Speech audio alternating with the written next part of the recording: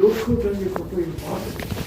সূরা বাকারা 148 নম্বর আয়াত, প্রত্যেকের একটি লক্ষ্য আছে যা তার কর্মধারাকে পরিচালিত করে।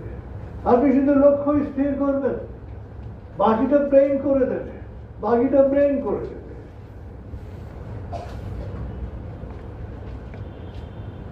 সে লক্ষ্য যত বড়, কিন্তু লক্ষ্যের সাথে আপনাকে মিশে যেতে হবে, লক্ষ্যের সাথে আপনার একাত্ম হতে হবে।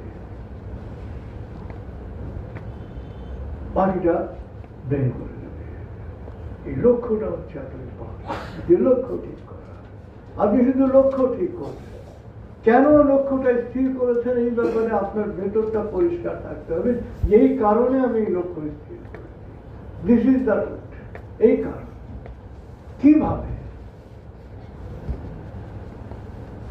কিভাবে এটা আপনার চিন্তা করার প্রয়োজন নেই, ভাবনা হয়ে যাবে। কিভাবে হয়ে যাবে, কারণ ব্রেন তখন সেইভাবে কাজ করতে শুরু করবে। এই লক্ষ্য অর্জনের জন্য যা যা করা দরকার সেটা করবে। তাহলে আমরা যদি আমাদের মুক্তিযুদ্ধের কথা বলি, কোন মুক্তিযোদ্ধা কি মানে যুদ্ধে নামার আগে কামান বন্দুকের চিন্তা করেছে? আগে কামান আসুক, বন্দুক আসুক, এই আসুক, সেই আসুক, তারপরে যুদ্ধ শুরু হবে?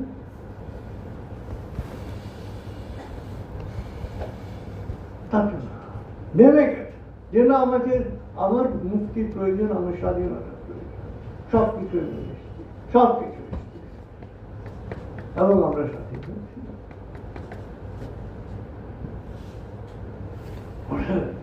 আপনি কি চান এটা সুস্পষ্ট হতে হবে যে আমি এই চাই। ধরেন যিনি ডাক্তার হয়েছেন, বড় ডাক্তার হয়েছেন, এই যে ধরেন ওমর ইয়াগি গতকাল আমরা বলছিলাম নোবেল পুরস্কার পেয়েছেন। তিনি ভেবেছেন পানির জন্য লাইনে দাঁড়িয়ে থাকতে থাকতে মানে ভেবেছেন যে আরে যদি বাতাস থেকে পানি বানানো যেত তাহলে আমাকে এই রোদের মধ্যে কষ্ট করতে হতো না।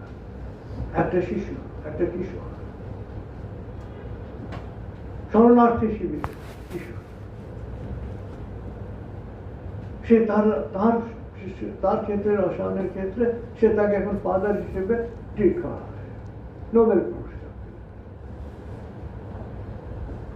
তো হচ্ছে যে ভাবতে হবে, এবং এই ভাবনাটাকে অস্তিত্বের অংশ হয়ে যেতে হবে। কিরকম? আপনার ধরেন এটা উদাহরণটা ভিন্ন।